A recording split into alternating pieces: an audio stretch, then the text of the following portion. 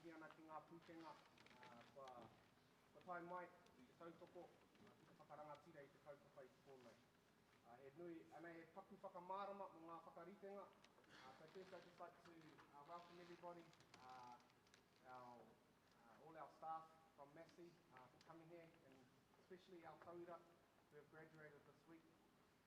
This might be a bit different for our staff, but the whakaaro Māori behind this is our Tauira have been here throughout their degree, and we're welcoming in their whānau, their hapu and their iwi, and giving them back to them. So that's the whakaaro Māori behind this. And our kura, acknowledge our kura kaupapa Māori o te kōtuku, who are here to hāpai our tikanga Māori to help lead our protocol tonight. Nā reire, mihi ana ki te kura kaupapa Māori o te kōtuku. Ka takina whaia mari will be our kai karanga tonight. We're just waiting to hear back from our karere, Takuha, who's going to let us know if they have kai karanga or kai kōrero. The kura will taki our haka-pōhuri, and then Cam Te Pā, he'll lead our karakia to officially start our hui tonight, followed by kai kōrero, myself, Meihana, and our guest speaker, Te Tuahine Hinirewa, nau mai hoki mai ki tēnei ki tō whānau. Ka pai, any questions?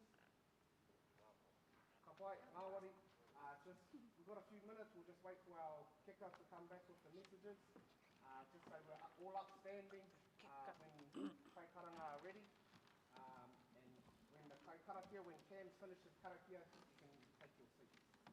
Ka pai? Kia ora tātou.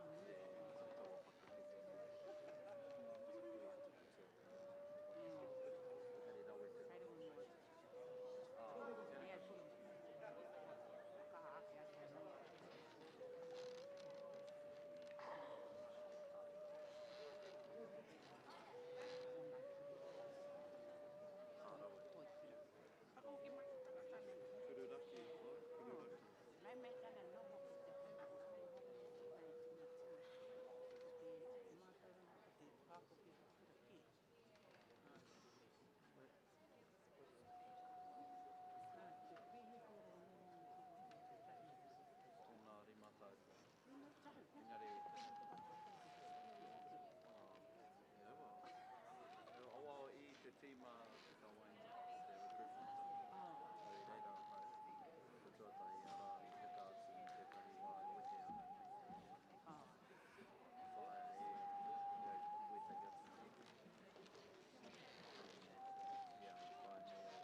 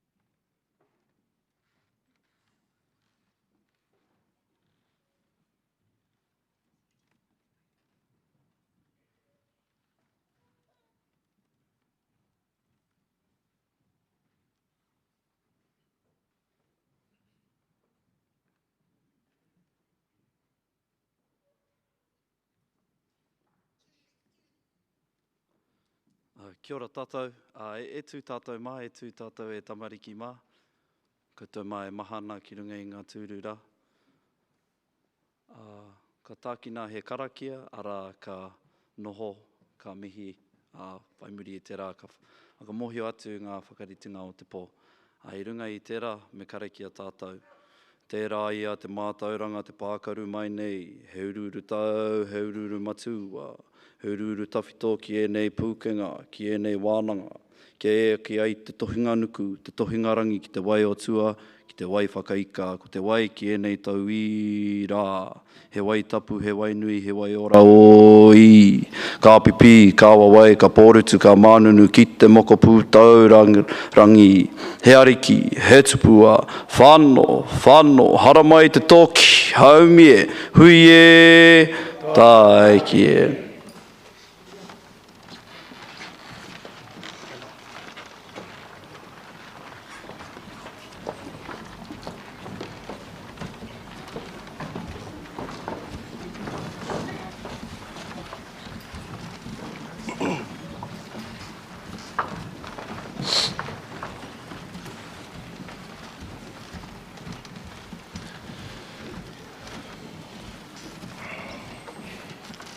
Oi papa, te whaititiri hiko Tauira I ka rapu ki te rangi.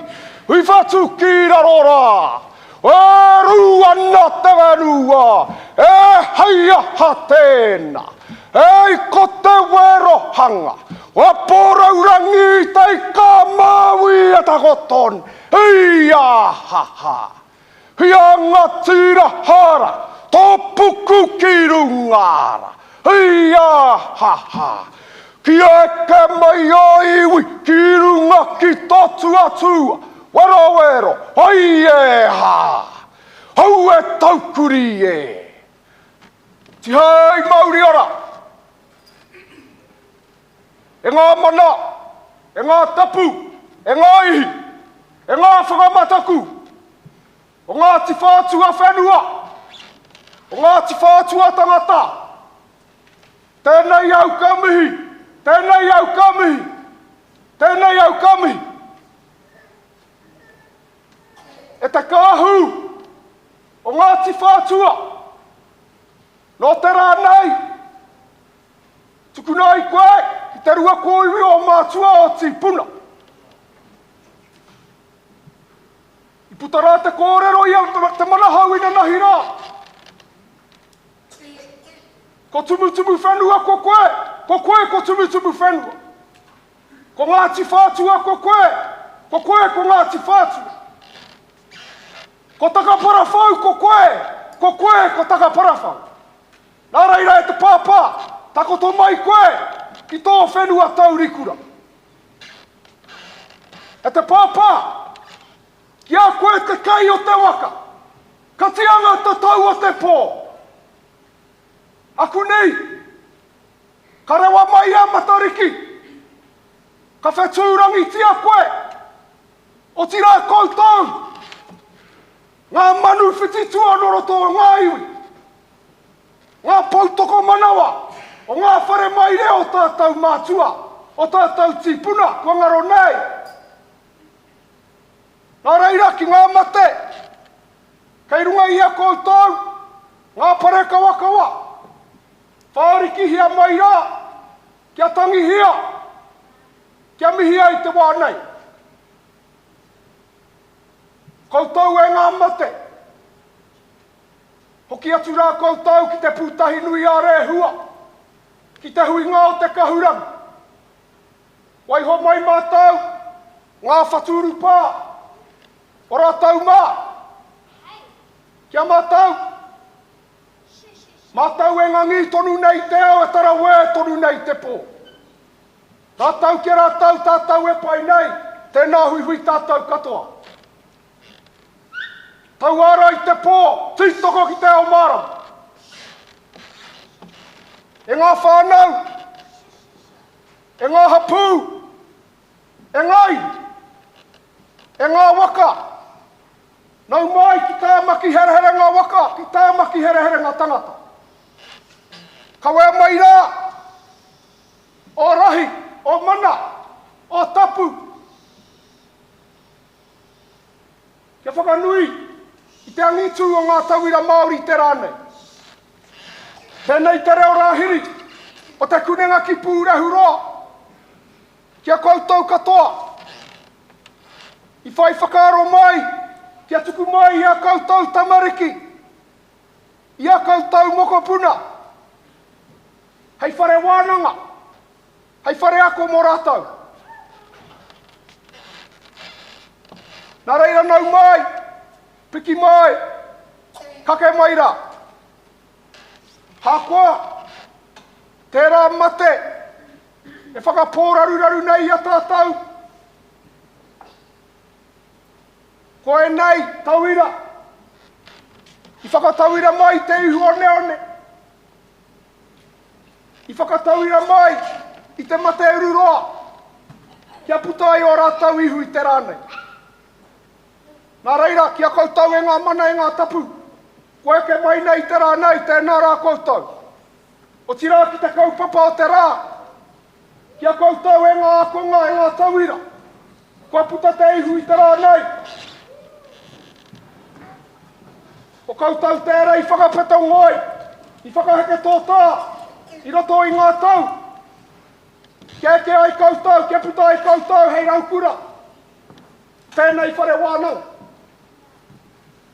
Nā raia, tēnei au e mihi nei kia koutou, koe ke panuku, koe ke tangaroa i te rānei. Mō koutou whānau, mō koutou hapu, mō koutou i.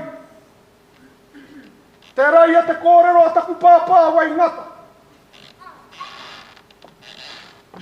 I te whai tētahi te mātauranga, me tuku. Mau te whai ki te kore koe tuku, nare e hoki koutou ki o koutou whānau.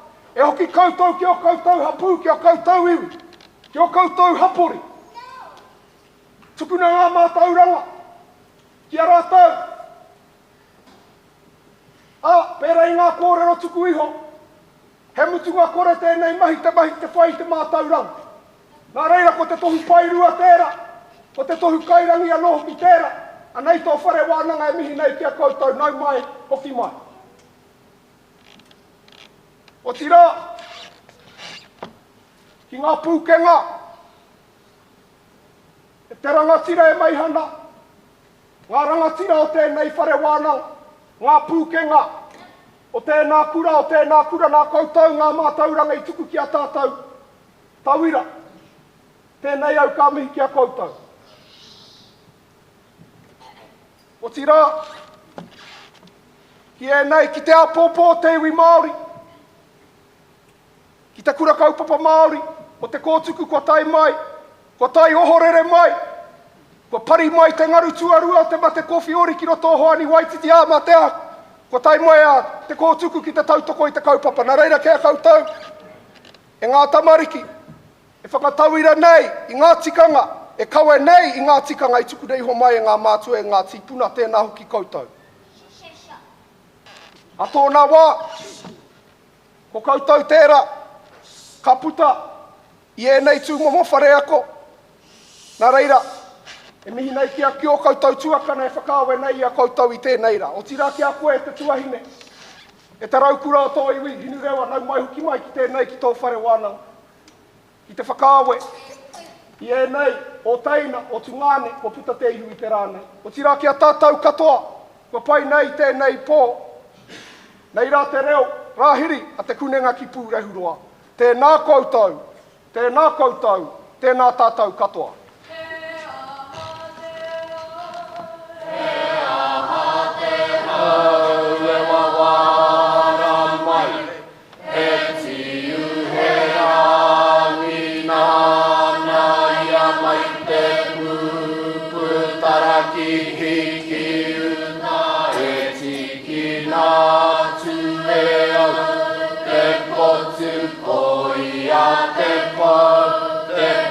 Whakairo katu ki wai te mātai o kuwairangi e.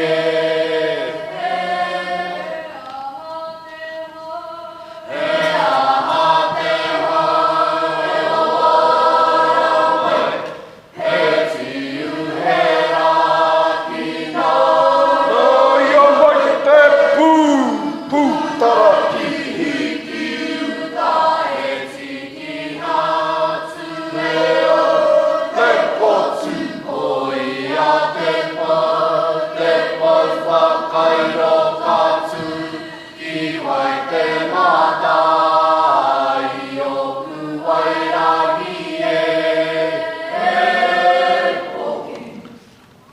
Ka tira tēnā koutou, aha koa, te iti, o te tangata i te pōnei, e mihi ana ki te rahinga, ki ngā nui, ki ngā rahi, ki o tātou pakeke, e māharahara tunu nei tēnei mate, e rere tunu nei ngā mihi ki a rātou, te tai atinana mai te pōnei. Nō reira, huri noi tō tātou whare, tēnā koutou, a tēnā tātou katoa.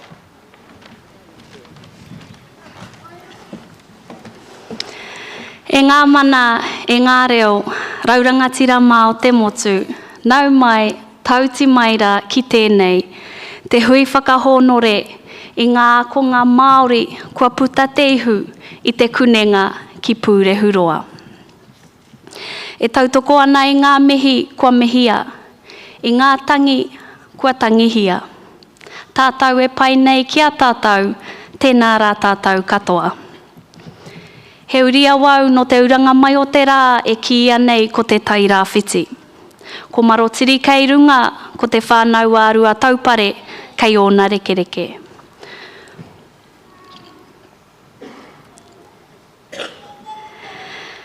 It is my absolute honour and privilege to be your MC for tonight. My name is Te Atakura Pe Whairangi, a graduate from Massey University. 10:30 a.m. this morning, I receive a text from my boss, Meihana Jury. And the text says, Stacey Morrison is sick. Can you please step in into her role to be the MC? Well, he's my boss. I couldn't say no. I want my job tomorrow, so here I am. Tēnā rā tātou. And also behind me is my old teacher, Hinurewa Pautu, so the pressure is on e te whānau. Kāti, te kunenga ki pūrehu roa. Massey University's Māori name was gifted by Kahurangi Sterling, and it literally means from inception to infinity, and to infinity and beyond. It highlights that the pathways for learning are limitless. It also emphasises that regardless of location, of age, or level of knowing, the pursuit of knowledge is endless. Today, we celebrate our whānau, our graduates, our ākonga, who have progressed along that journey. Kei ngā ākonga kua puta te ihu, kei ngā whānau kua tai mai te ranginei, kei ngā pūkenga o te kunenga ki pūrehuroa, nau mai, piki maira, kake maira. Just a little housekeeping e te whānau to ensure we are safe.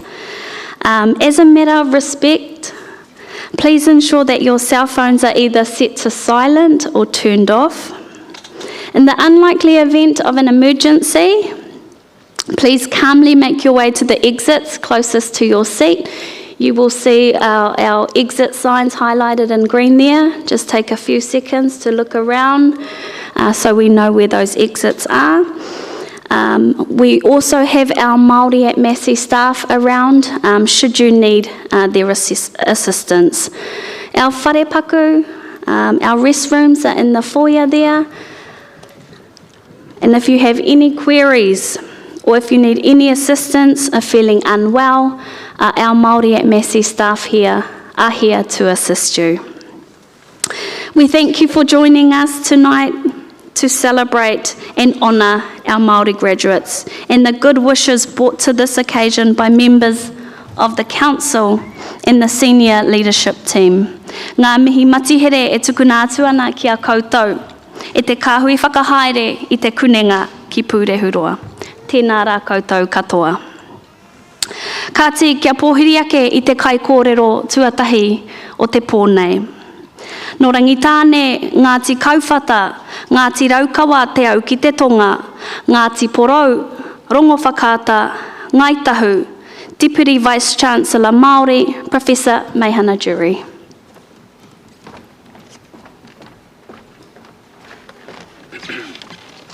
Ka tira tuatahi rā kei te tautoko wake ngā mihi kia koutou e kui mai koro mā e raurangatira mā koutou no ngā hau e whā o te motu Haere mai rai I runga I te reo karanga I tēnei ahi ai pō, haere mai rai I roto e ngā kupu karakia, taki ko tui a tātou, haere mai rā I roto e ngā kupu whakatau I a koutou, ki tēnei o ngā whare o tira ki wainganui a tātou te kuninga ki pūrehu roa, no reira tēnei au te tautoko wake I ngā kupu, I ngā karanga, I ngā waiata, I ngā haka kia koutou I tēnei pō, tēnā koutou, tēnā tātou.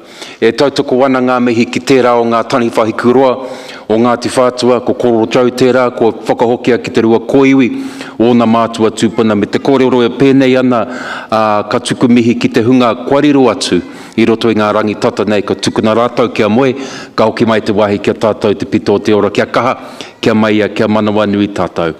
E mihi ana hoki ki te haukainga, Ngāti Whātua ki Kaipara, o tira ngā kaitiaki I te Māori o enei whenua, tēnā koutou te kura kaupapa Māori, o te kōtuku, e kōtuku kua rere mai I tēnei ahi pō, e hine mā, e tama mā kau mau te wehi, e tino hari ko ana te ngāko te wānanga nei, kua tai mai koutou ki te hiki I ngā mahi mo tēnei pō, tai atu rā kia koutou ngā ākonga o te kuninga ki pūrehu roa, ko koutou te kaupapa o tēnei pō, no reira kārero o tēnei kōrero, engari e mihi ana ki ngā pūkenga, ki ngā pūwānanga o te kuninga ki pūrehu roa, tātou e tau nei, ki te tautoko I te kaupapa nui tēnei pō, tēnā tātou katoa. Kia ora tātou, it's wonderful to see you all here. It's actually still the afternoon, I think, but just want to really firstly reiterate all of the words that have been shared with you. Firstly, from our kaikaranga, whaiamari, and from our kaikaraki as well, from Cam, and also our kai kōrero apirana, to acknowledge all of the iwi, all of the hapu, all of the whānau, all of the supporters who have come here this evening to support our ākonga. And as I was saying in Te Reo Māori, they are the main kaupapa for this afternoon. So I just wanted you to give a big round of applause for them. Homai te paki o hama.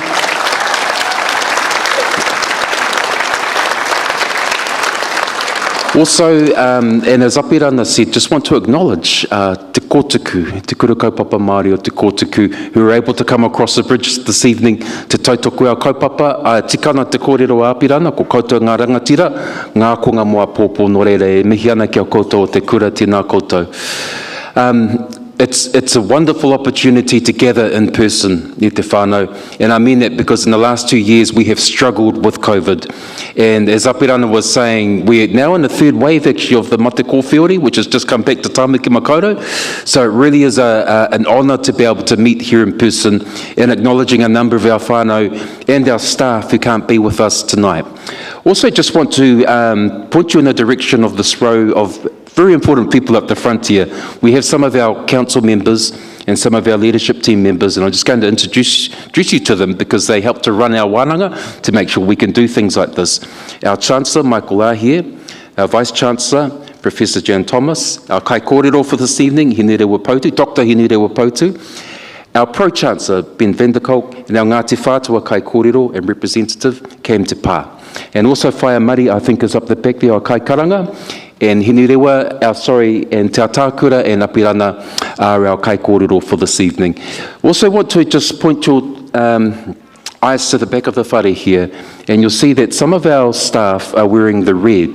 Now the reds that you see on their kākahu is a sign that they've completed their tohu kairangi, their doctorate. So some of our staff have gone through that journey. They've done a bachelor's degree, and a lot of our whānau here this evening are graduating with a bachelor's degree. Some have carried on to do their masters, and then others have carried on to do their PhDs, their tohu kairangi, one of which is Dr. Hinere Wapotu, who's here with us tonight, the very first kura kaupapa Māori graduate to receive a PhD at tohu kairangi. So great to have you with us, Hinerewa.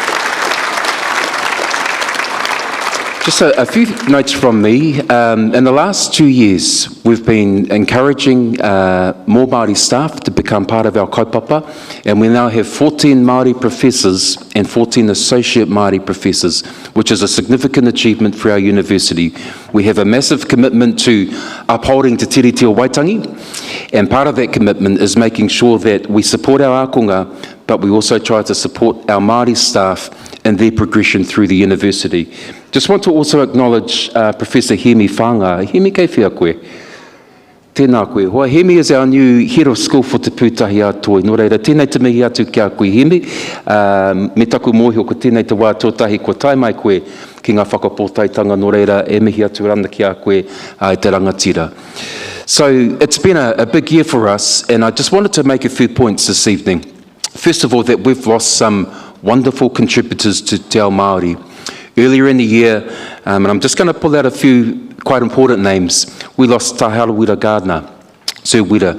Now, for those of you who have been studying for the last 3 years in business and in defence and in business relationships and management, Sir Wira was someone who could walk very, very easily between the Parliament, between his iwi, between Whare Wānanga, and between other communities as well. And Sir Wira was a wonderful contributor to Māori, and he helped to advance outcomes for our people. Now, not long after Sir Wira passed away, we lost Dame Kahurangi Jackson, who spent a number of years in South Auckland as a kai whakaruru hau. Her mahi was to manaaki the iwi, to manaaki whānau, to support all of our whānau in Tāmaki Makaurau to thrive and to flourish. And for those of you who know Willie Jackson, Dame Kahurangi June was Willie's mother. And a week later, we lost Dr. Moana Jackson. Now, Dr. Moana Jackson played a significant role in the careers of some of these people that you see on the stage here, both our kaimahi, but also our ākonga, our graduates. And Moana was somebody who had a very, very gentle and soft voice, but in his words, he was able to be very, very powerful and forceful. And one of the things that he said was that free speech should never make any other people less free. And so that was a very, very timely kōrero that he shared with us not long before he passed. Now, last week, actually this week, in the last couple of days, we've mourned the loss of another incredible leader, Koro Joe Hawke from Ngāti Whātua. For those of you from Ngāti Whātua, and for those of you who grew up here in Tāmaki Makaurau, you or your parents or your grandparents will know the kōrero behind Bastion Point, Takaparawhau. Koro Joe resisted the police, he resisted the Defence Force because he was a kaitiaki of his land. And him and his people sat on their land for 500 days under pressure to relinquish that whenua. And Koro Joe was a visionary, really, and he knew that if their land was given up, they would probably never get it back. And so yesterday, some of our staff and our ākonga went to say farewell to Koro Joe and to acknowledge all of the connections that him and his whānau have to Massey. And one of his iramutu, Clay, worked up here at Oteha for a number of years, and we've also had a number of other Ngāti Whātua whānau who have contributed in a whole range of different ways to Māori at Massey. So as much as we farewell Koro Joe, it's important that you, our ākonga, can take up the challenges that they left for you. One of them is to be good kaitiaki of our whenua, irrespective of what your tohu might be. And as Kahurangi June taught us, it's important to manaaki tia tō iwi, to look after your whānau, to look after your hapu, to look after your people. And Tauira, he taught us that we have to be agile in this world, that we have to be able to move very, very easily sometimes between Te Ao Māori and Te Ao Whānui. Now, the qualifications that you've all received this week will enable you to do that. But it's up to you to give expression to all of those kaupapa.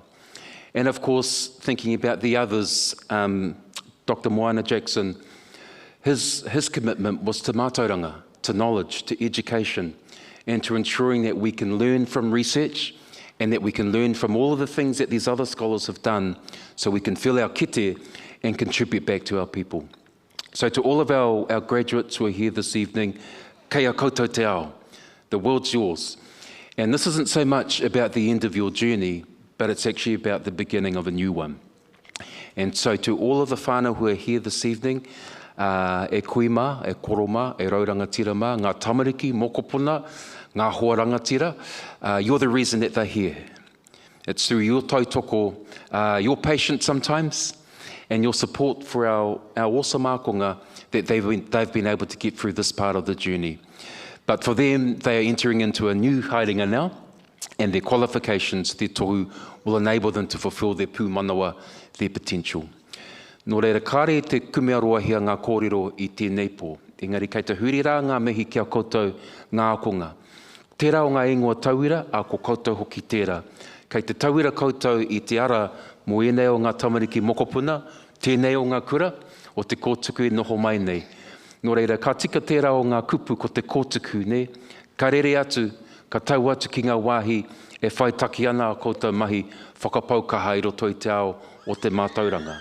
Nō reira, kia koutou rā ngā tauira, tēnā koutou, ki ngā kautautoko o te kuninga ki Pūrehuroa, e mihi nei kia koutou, ki ngā whānau kua tai mai I tēnei pō, ki te awhiawhi, ki te manaaki, ki te tautoko I enei o ngā akonga, enei o ngā tauira, tēnā koutou, tēnā tātou katoa.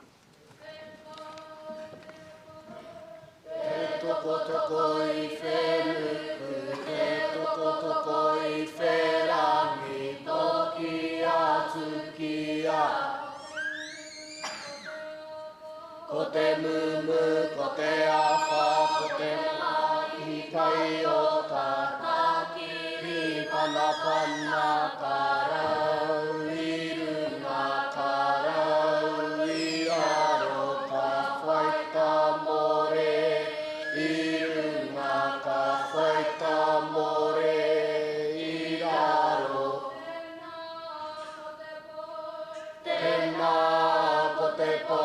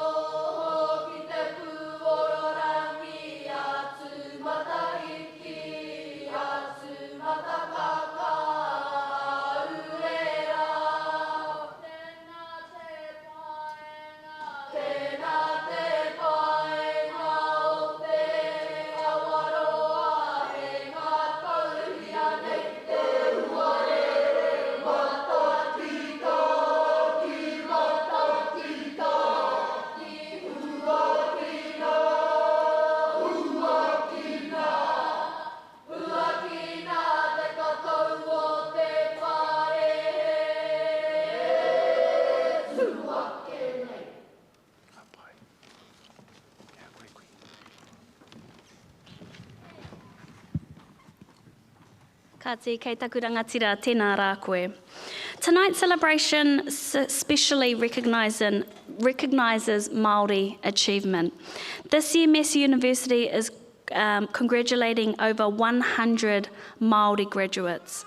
At postgraduate level, 1 PhD, 16 with master's degrees, and 13 with both postgraduate diplomas or certificates. 74 undergraduate qualifications and 2 with certificates or diplomas. Can we have a round of applause, e hika mā.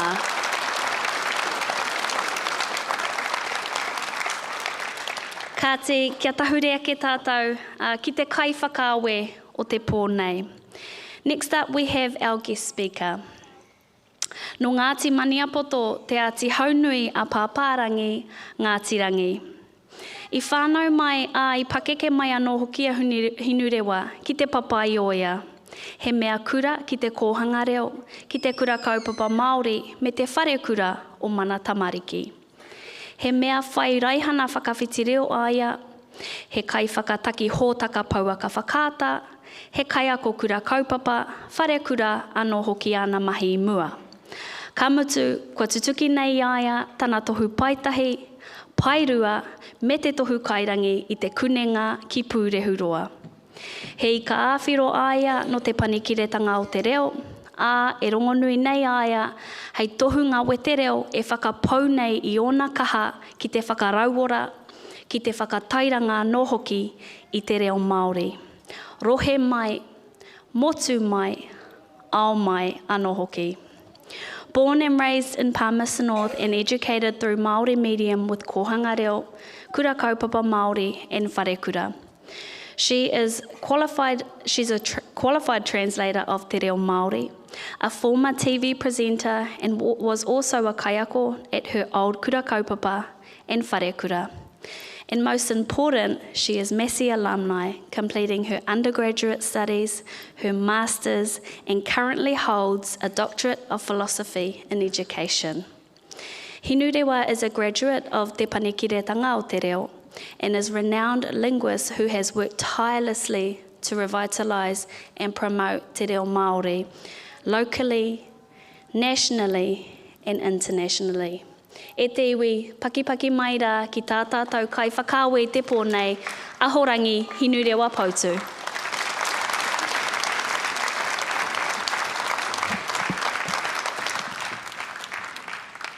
O e ngā mana e ngā reo, e ngā karangatanga maha, tēnā koutou katoa. A tēnā tātou kua tatu mai nei ki te takiwā o Takapuna. Ka mihi ki ngā karangatanga iwi o konei, ana e tautoko hia ana ngā tangi ki te kāhu kōrako o Ngāti Whātua ki o rākei, kua whakawhenuatia ki te rua kōiwi o na mātua tūpuna i te rangi nei. Ko te aunga o te moi ki a rātau, kei te warohunanga o te pō. Anā ko te aonga o te rā ki runga ki a tātou, o tira ki a koutou e karahui mai nei. Tēnā tātou katoa. Council members, members of the faculty, whānau, friends, loved ones, ka nui rā te mihi. And finally, to our graduates of Te Kunenga ki Pūrehuroa, congratulations. I'm honoured to have been invited to join in celebrations and relish the opportunity to come together in our wizard outfits today. Huro, you've made it. You've made it through assignments, zui after zui, multiple lockdowns, border shutdowns, and if you're anything like me as a student, you've pulled off numerous all-nighters, the odd request for an extension, and while balancing whānau, friends, Facebook, or Insta, TikTok, and even Tinder, which wasn't around at my time when I was studying at Massey. But before me today, and before you today, I see Massey, Māori, magic.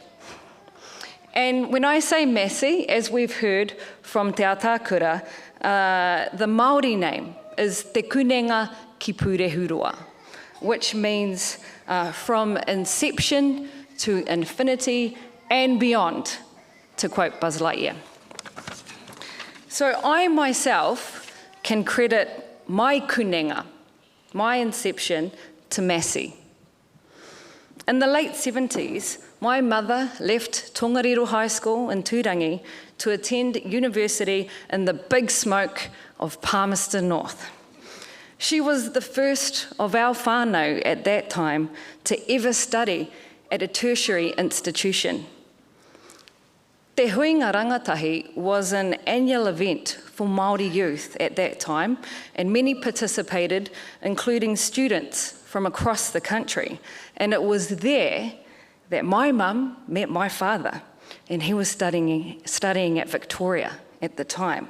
So you could say, if it wasn't for Massey, my parents would never have met. So mei korea ke te whare wānanga nei, a ka kune mai ko hinurewa, e tū atu nei.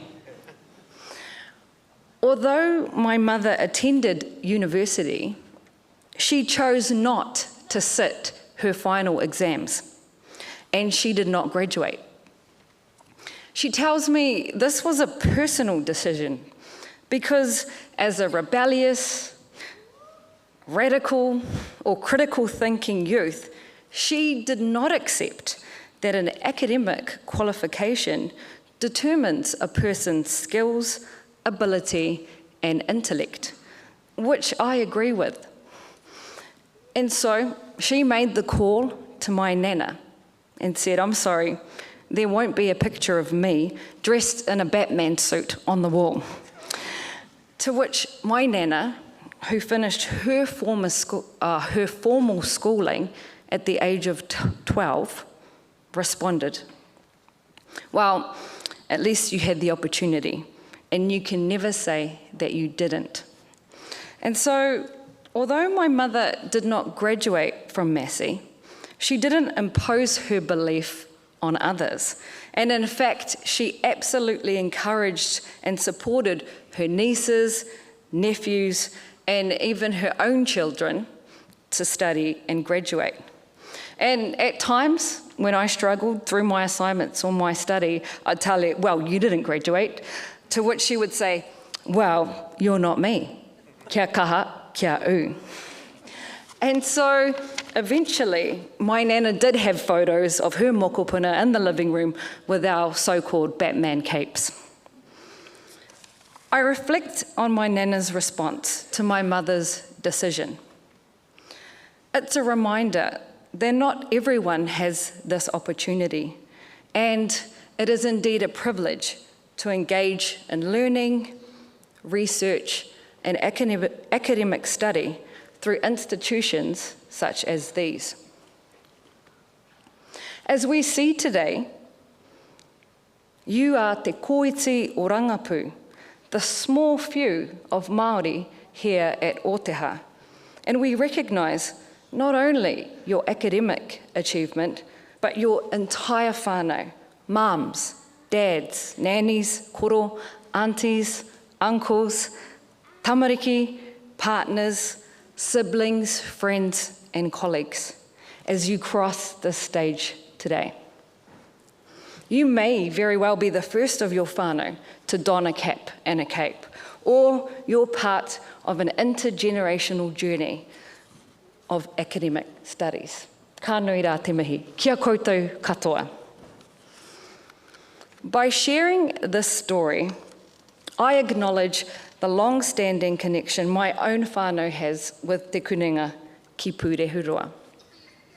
I reflect on my mum as a young woman in the 1970s and 80s, beginning her own journey of learning te reo Māori and addressing political, social, and educational inequities and injustices experienced by our people. And as we've heard mentioned by Meihana today, some esteemed names of those who've passed on, who were part of driving for the recognition of our people through many platforms, including academic ones such as this. And historically, institutions such as these have been sites of struggle for our people, for Māori, where our language, our sciences, our literature, our art, and technology have not been recognised or valued. And Massey has come a long way in its evolution to becoming a treaty-led institution, which I commend. E mihi kawana. In fact, one of the council members reminded me that ceremonies such as these types of graduations date back to the 16th century. So it's a long and old institution of which Māori, as part of this kuninga ki Pūrehurua, play a very short part in terms of a Western views of education. So this now brings me to my second M, Māori. The very nature of your presence at this celebration shows your affinity to your whakapapa, to being Māori.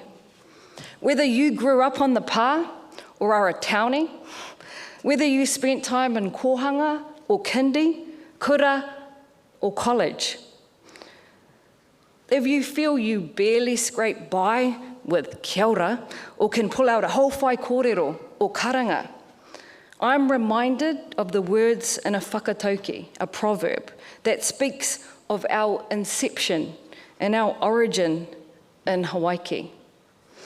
And these words featured in a waiata are written by the late Hohepa Tamehana of Ngai Tūhoi, which I've taken the liberty to adjust to the occasion today, so bear with me, e huama.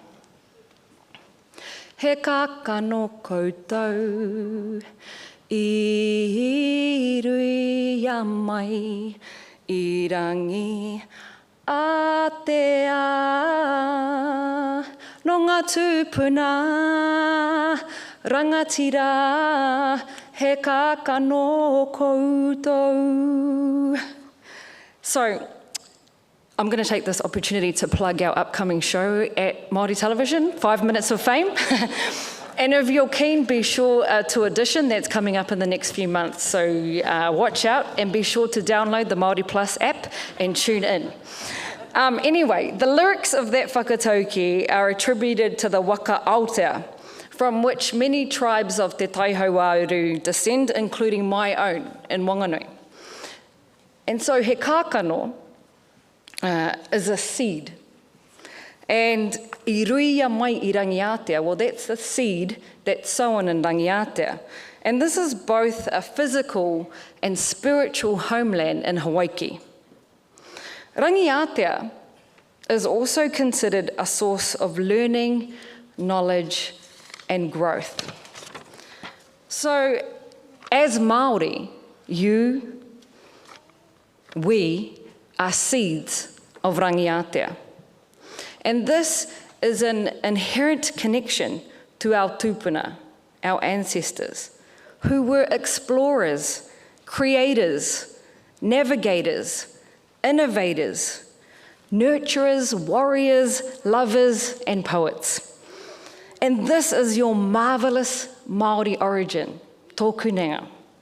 And like your tūpuna, who survived the devastating influenza pandemic 100 years ago, and the destructive impacts of colonisation, you continue to thrive today through another global pandemic and the process of reclamation and revitalisation of our lands, our language, our knowledge, and our culture.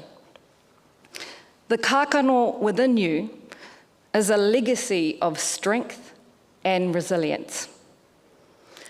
Furthermore, as kākano, we need sunshine, rain, and water. At times, it's also important to pull out the weeds and turn the soil. So, while we recognise your academic achievement today, remember your holistic well-being. Nourish your wairua, your spirit and your soul. Nurture your tinana, your body. Foster your relationships and build whanaungatanga, connections, as we can see here this evening. And take care of your hinengaro, your mind.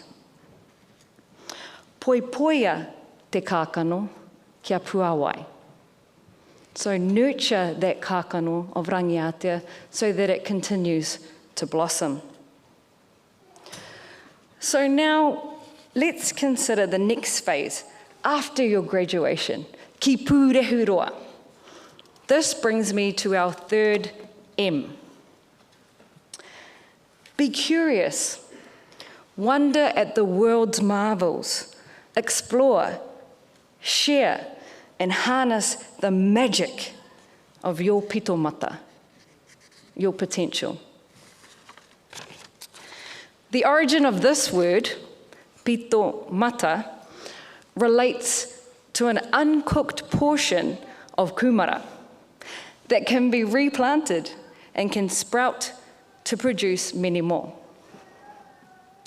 So among you, I see a whole bunch of fresh and ready kumara. I see the potential for you all to generate new ideas, make new discoveries, or rediscover parts of your own history. I see the potential to embed the beauty of your whakapapa Māori into spaces it might not have been in before. And I see the potential to support your peers, your whānau, your hapu, and your iwi, so that you share and use what you've learned here at Massey. So stay curious. Seize opportunities, even if they scare you tremendously. Consider yourself an uncooked kumara, ready to grow, sprout, and spread a rich and plentiful crop of knowledge, experience, and understanding through the seasons of life that await you. There's another whakatauki about kumara, which is probably more well known. Kaore te kumara e kōrero mo tōna māngaro. A kumara does not boast of its own sweetness, and that's my job here today for you. It's to celebrate you and how fabulous you all are. And let the actions that spring from your pitomata speak loudly in your future endeavours to infinity and beyond. So I extend my congratulations to you as graduates of Te Kunenga ki Pūrehurua. Go forth, generate your Massey Māori magic. Tēnā koutou katoa.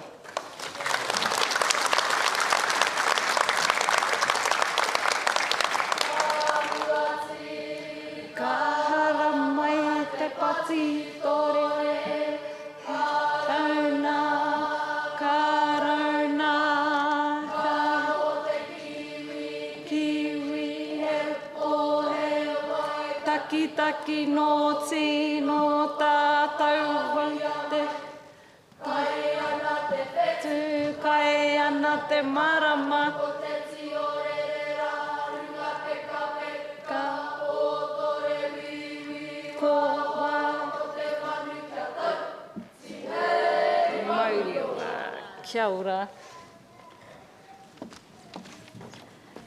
Kei taku tuakana, tēnā rā koe i o kupu. I o kupu whakāwe, me taku he imu ara tākuta hinu rewa pautu. And I left that part out e te whānau. Hinu rewa is currently paureo at Whakaata Māori, formerly known as Māori Television.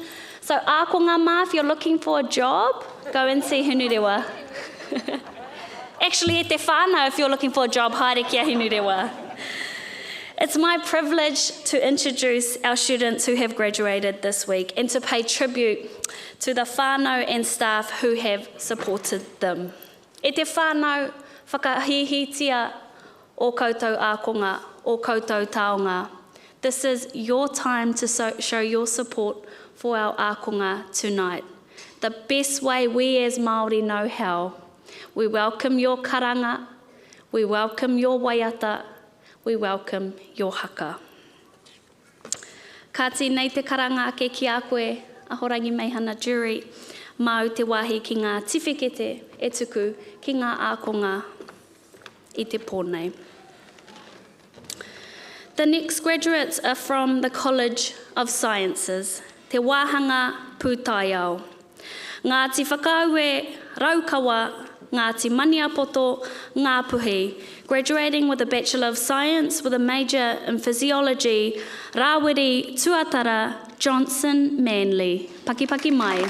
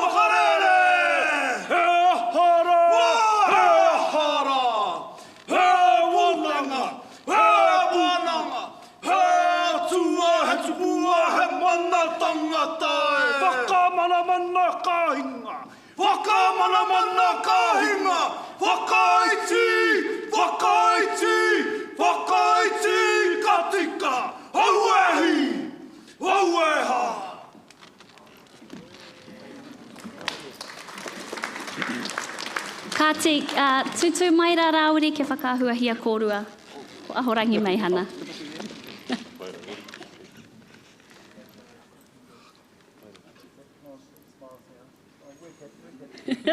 I've got a mask on.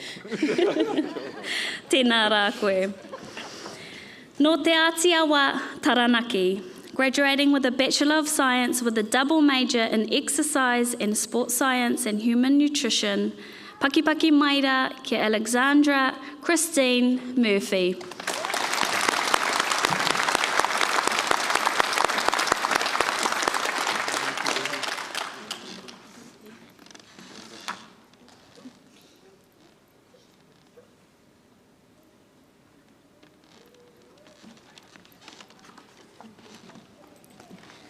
Tēnā rā koe. Nō Ngāpuhi, Te Rarawa, Ngāti Kahu, graduating with a Bachelor of Science with a major in Human Nutrition, Pakipaki Maira kia Amy Doris Ngāwhika.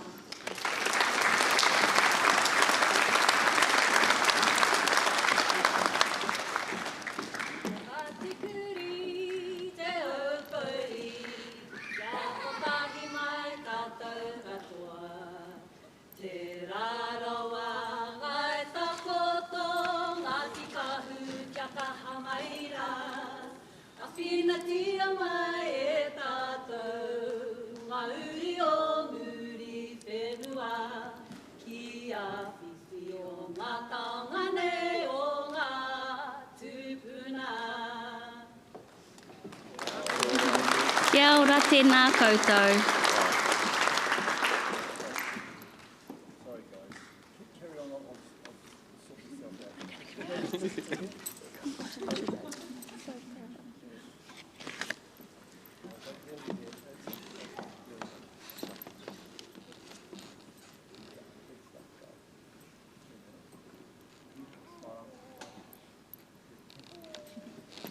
Tēnā rā koe. The next graduates are from Te Kura Pūkenga Tangata College of Humanities and Social Sciences. Nō Ngāti Kahu, Ngāpuhi, Te Rarawa. Graduating with a Bachelor of Arts with a major in Māori knowledge, Pakipaki Maira kia Jasmine Dean McMahon.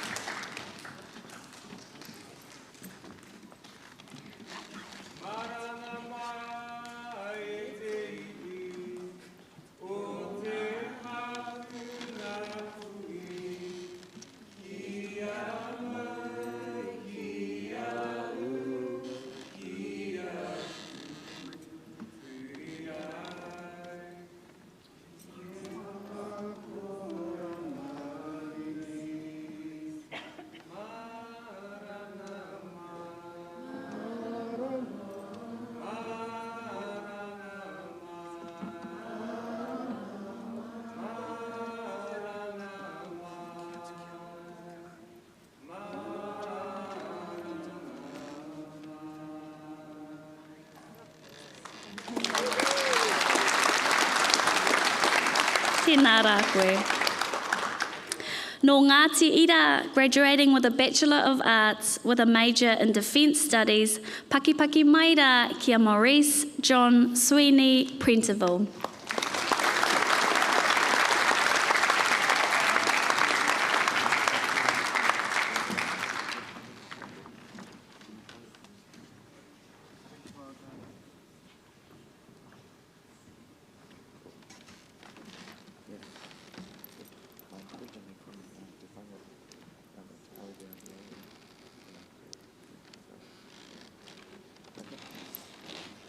Nō Ngāti Tūwhare Toa ki Taupō, nō Ngai Tūhoi, graduating with a Bachelor of Arts with a major in Social Anthropology, Pakipaki Maira kia Tony Parematau Te Ahuru.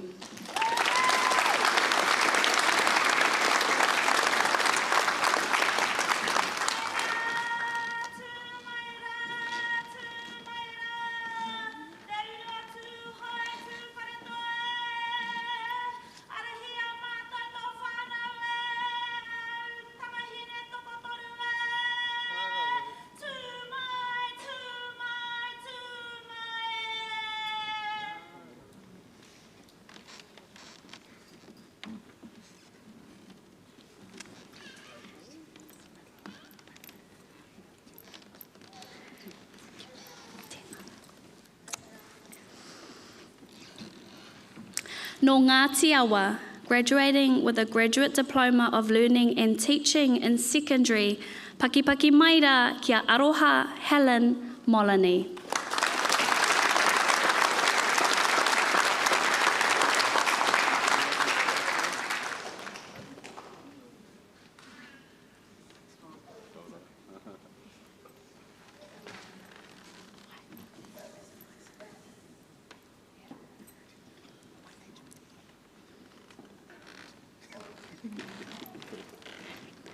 No Ngāti Tūwharetoa, graduating with a Master of Specialist Teaching with distinction in Learning and Behaviour, Pakipaki Maira kia Joanne Marie Chase.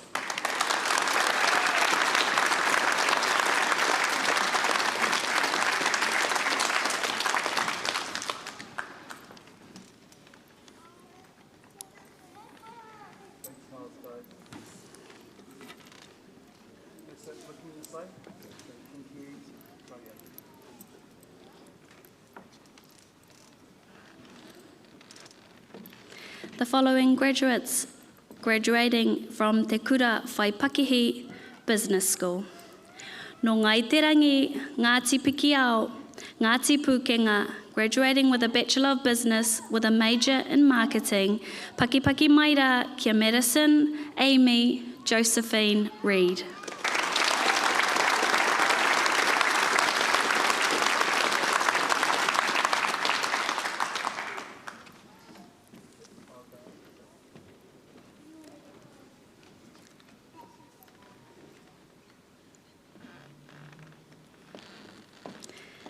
No Ngāti Tūwharetoa ki Taupō. No Ngāti Raukawa, graduating with a Bachelor of Business with a major in Finance, Pakipaki Maira kia Bridget Tess Kahurangi Riwai.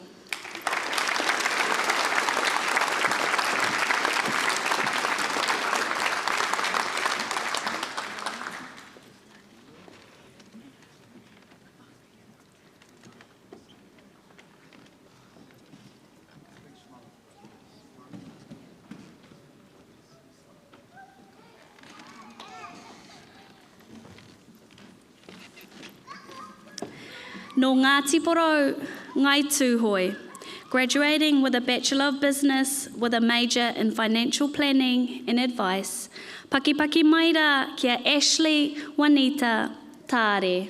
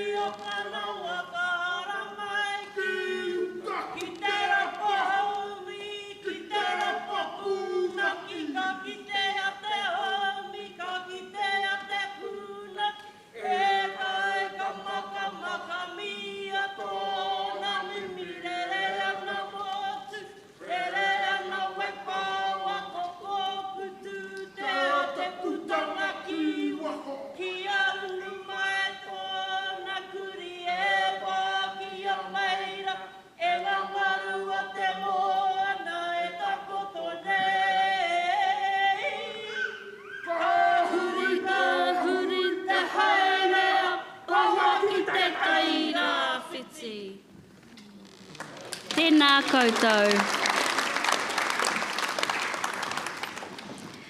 No ngā puhi, graduating with a Bachelor of Communication with a major in Public Relations, Pakipaki Maira LeBron Dorothy Davis.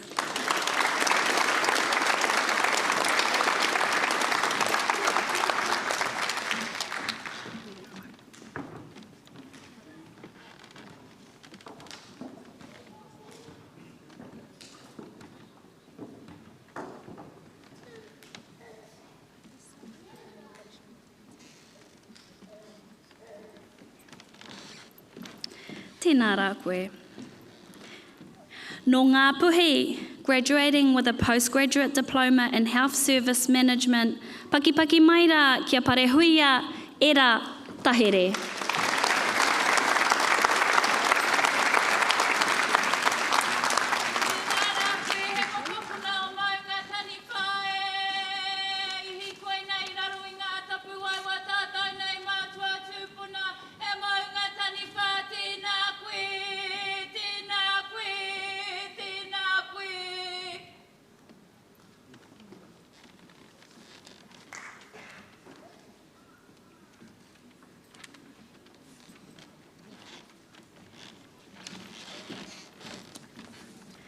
Tēnā rā koe.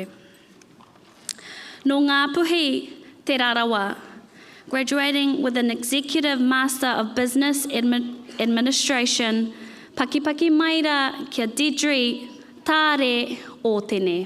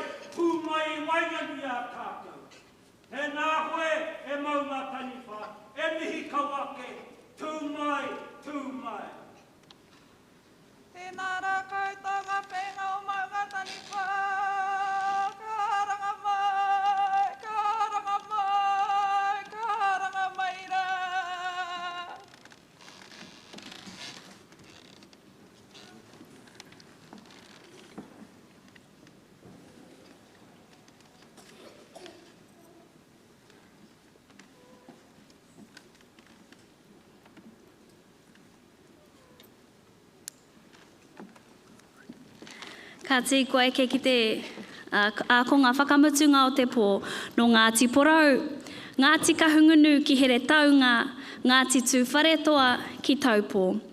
Graduating with a Master of Business Administration in Digital Transformation with distinction. Pakipaki mai rā kia Derek Herewini Buchanan.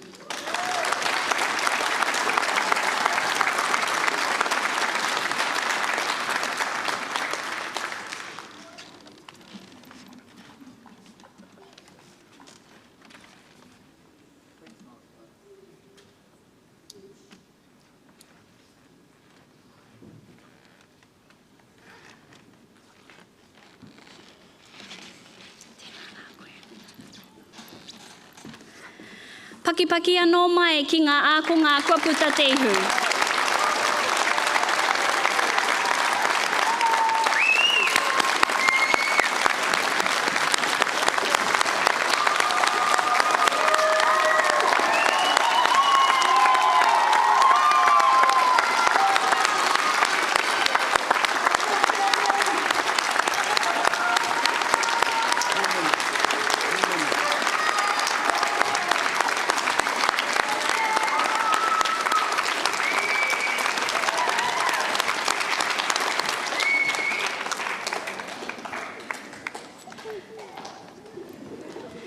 Tēnā rā tātou. What a day to celebrate. What a day to be Māori. E ngā whānau, nei te whakahoki atu i a koutou taonga ki a koutou. A ko ngā mā, koutou e ngā manu kua kai i te mātauranga. E hoki atu koutou ki o koutou whānau, ki o koutou hapū, ki o koutou iwi. Whāngaihia ngā mātauranga kua kapohia e koutou. Whakahokia ki ngā manu kai i te miro. E te whānau, very shortly we will be served with kai in the foyer. Before I hand the rākau back over to Cam, and while our kura kaupapa Māori prepares our himene, I just want to take the time to acknowledge our whānau who have come here tonight to help celebrate and honour our Māori graduates tonight. E te whānau pakipaki atu ki ngā whānau.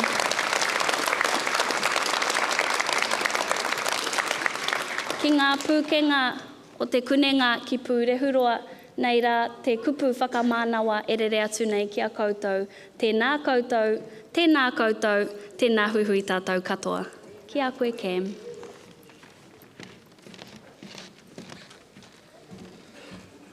Me karakia tātou, unuhia, unuhia, unuhia. Unuhia mai te urutapu nui, te hautapu ariki, te pūtaka kōrero, te wānanga Tauira. E rongo e whakairihia mai te tapu ki ngā paitara a whare. Kia wātea te hiningaro, kia māte ariki, kia māte Tauira. Tūturu o whiti whakamaua kia teina.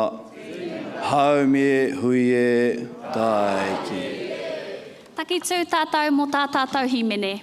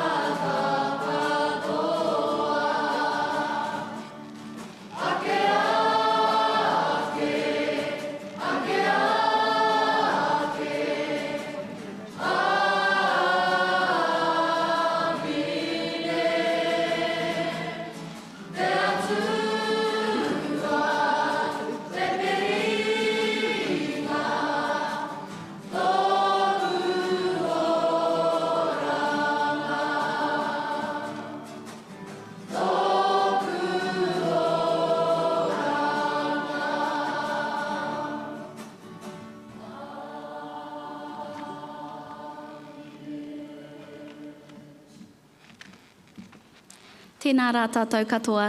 If our ākonga can make their way to the foyer, followed by our academic staff.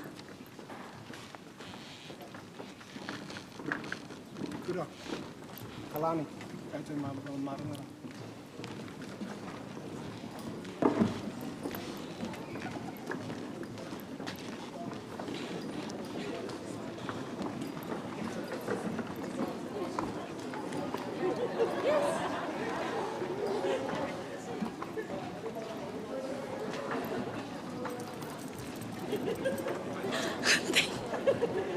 Last minute call up. Oh. God.